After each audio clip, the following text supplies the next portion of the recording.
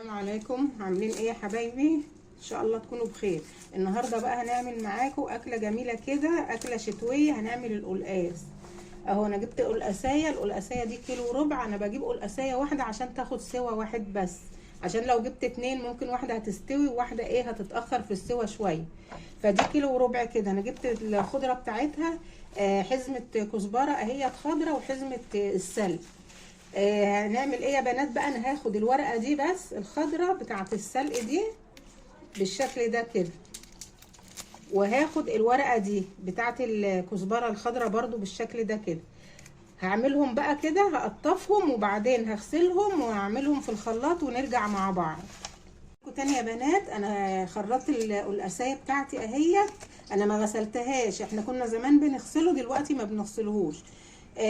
خرطت، فرمت التوم اهي راس توم متوسطه كده مع كزبره ناشفه، وعملت البتاع ده السلق والكزبره الخضراء في الخلاط كده. بقى نسمي الله، بسم الله الرحمن الرحيم. حطيت الحله فيها معلقه سمنه، زيت اللي تفضليه بقى والمتاح عندك. السمنه بتاعتي سخنت، حطيت بقى فيها الثوم على الكزبره الناشفه يعني دقيقه كده.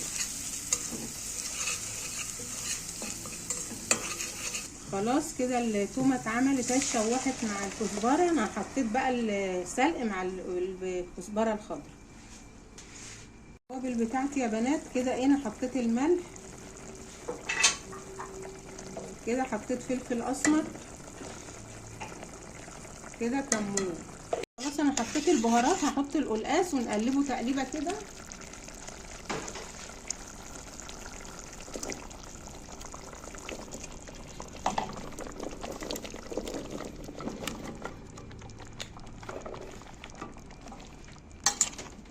انا ما غسلتهوش ليه يا بنات بقى؟ عشان الماده الزلاليه اللي فيه دي طبعا هي اللي فيها الفايده.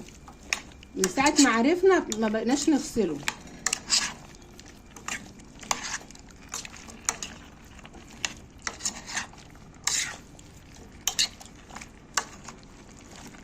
قلبنا القلقاس تقليبه كويسه كده مع الخضره بتاعته. هنزود ايه؟ شوربه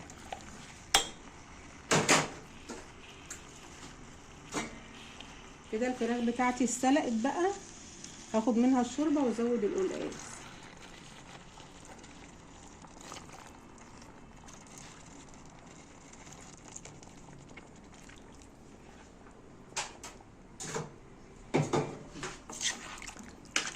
نقلبه بقى كده تقليبه واوطي عليه لحد ما يستوي.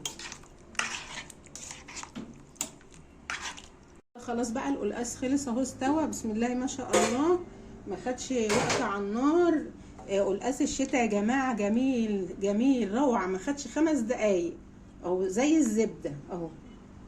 عملنا جنبه بقى الرز بالشعريه ده اهو، بالهنا والشفا.